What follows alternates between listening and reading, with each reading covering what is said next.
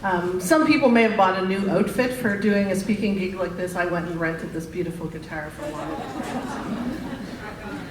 one. So my name is Corinne Boudreau. I am a lawyer. I work at Legal Essentials and DCL Law.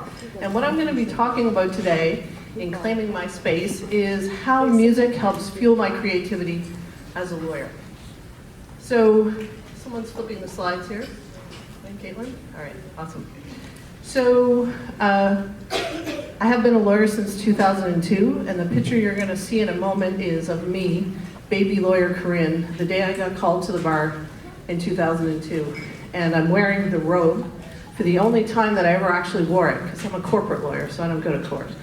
But, oh, I almost forgot my legal disclaimer. Here we go. So normally when I get on stage, I talk about website privacy policies and why you should have written agreements, and I always have a disclaimer. So usually it says, I'm a lawyer, but I'm not your lawyer. That usually is my disclaimer.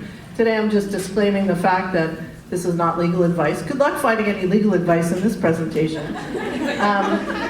The content is for your entertainment and educational purposes only, and I'm also not a professional musician. So any of you with perfect pitch might want to leave now.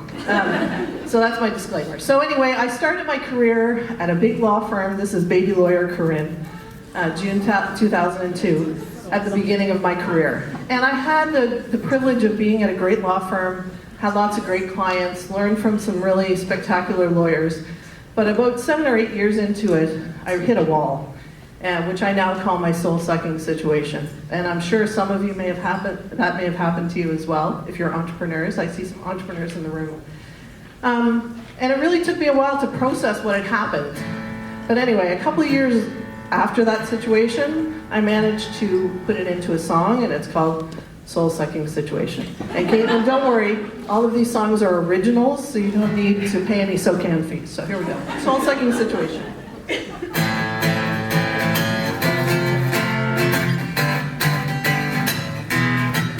It's my soul-sucking situation. I can't handle the frustration. I tried some meditation, but I'm starting to lose myself.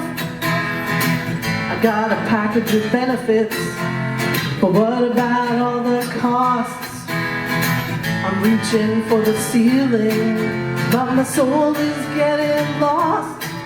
It's my soul-sucking situation. I can't handle the frustration. I tried some medication, but I'm starting to lose myself. Square peg, round hole, diversity initiatives, FaceTime, set goals, bad fit, eat shit. It's my soul-sucking situation. I can't handle the frustration. I'm back to meditation, but I'm starting to lose myself. They call them first world problems. Yes, I can feed my kids, and I can exercise to reduce stress, but this can't be all there is. It's my soul-sucking situation. I can't handle the frustration. I tried some meditation, but I'm starting to lose myself. Oh no.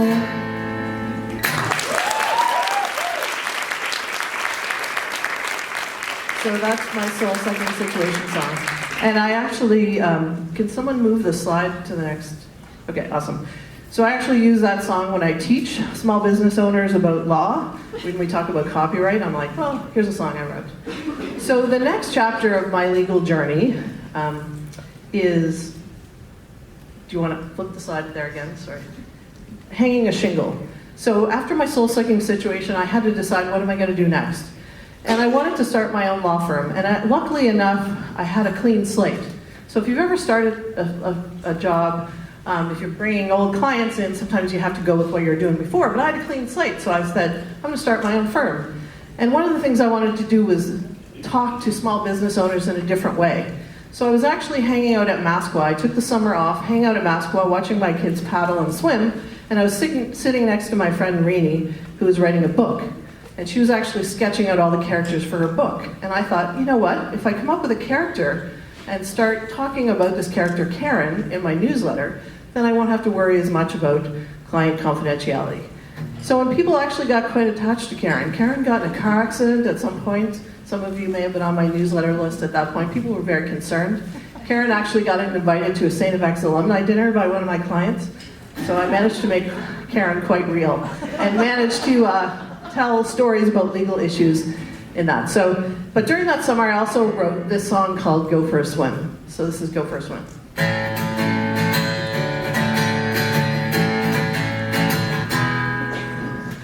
Hear the birds and I see the sun and I pull myself out of bed.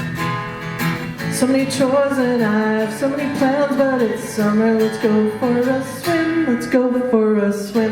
Ba ba da ba ba ba da ba ba ba da ba. Let's go for a swim. Ba ba da ba ba ba da ba ba ba da ba. Sorry.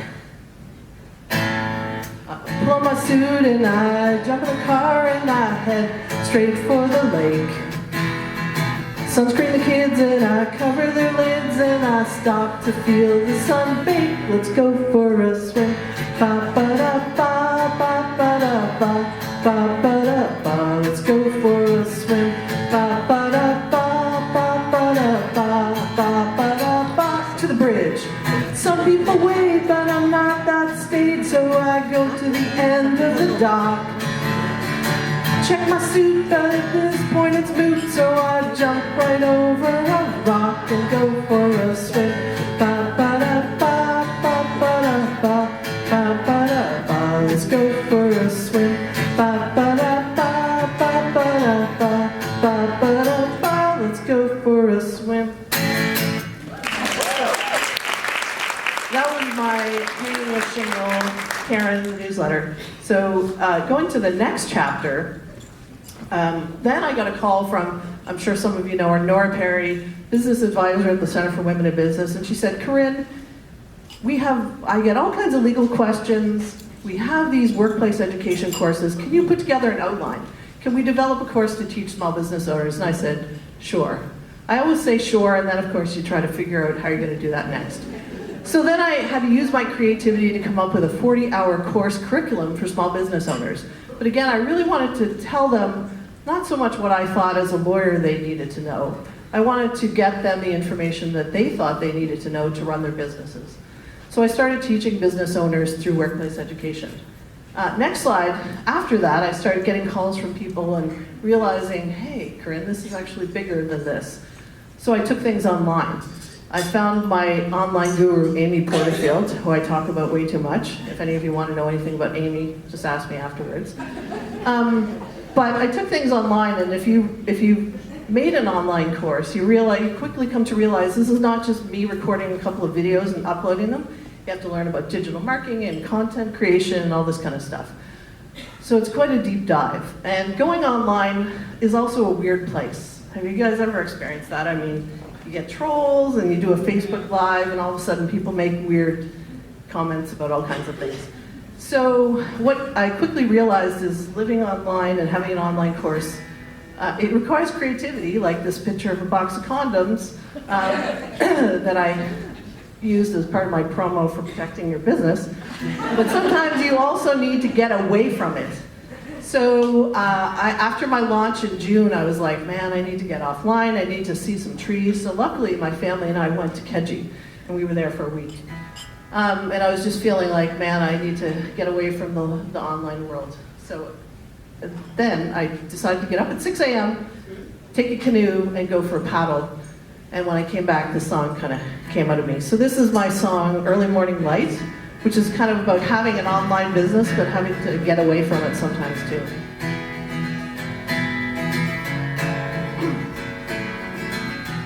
In the early morning light, great big world, it all seems fine to me. Wanna stay here for a while, breathe you in, keep you in my mind. This march will fuel my soul for days. The loons do a deep dive. Dragonfly protects her lily pad. Woodpecker keeps the time. I am a plugged-in city girl, all tangled up in cords. The internet is where I live, with people and things I abhor. But in the early morning light, great big world, it all seems fine to me. Wanna stay here for a while, breathe you in, keep you in my mind. To breathe you in, keep you in my mind.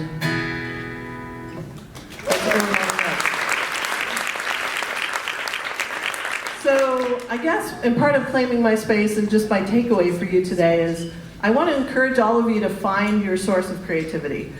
I actually didn't put the pieces of music and creativity together until I talked to my friend Meryl Cook one day.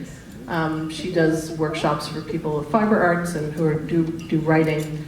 But I want all of you to, I'm sure the Doodle Lovely, you would help them, right? Yeah. So I encourage all of you to, if you don't know what your source of creativity is, go find it, try some things out, and then do that thing regularly. What I find really helps me is to have regular band practices, to play with people. We're actually going to play at a Melville Lodge for the 15th time on the 19th of November. So find your audience, find your creativity, and just do it. And that's the space that I'm claiming for today. So thank you very much. When I tell this story in the future, just so you know, I'm just going to say that I played the casino. I'm going to be like right before that guy that used to be in Supertramp.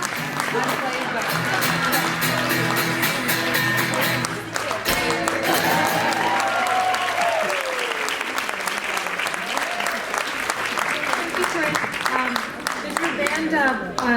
Take gigs? Yes.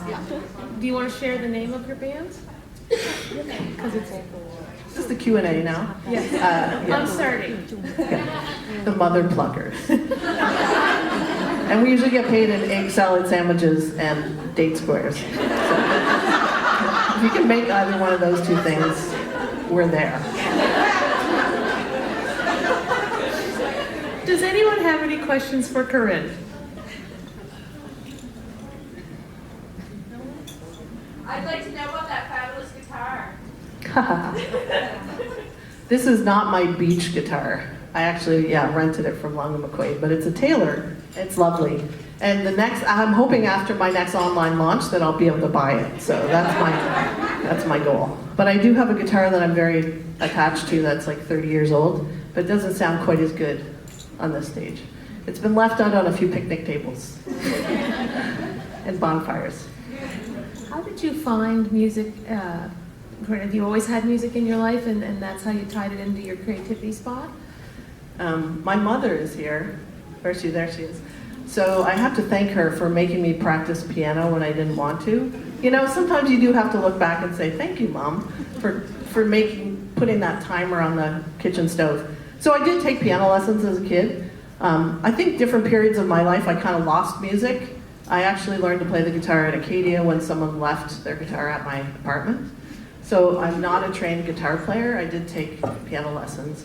So I think it's transferable. But yeah, I think I always had, and I'm actually lucky now to have my dad's in a barbershop chorus, which he'll tell you about if you ask him. My kids sing in choir, so there's music in our family for sure. Thank you so much, Corinne. Yeah.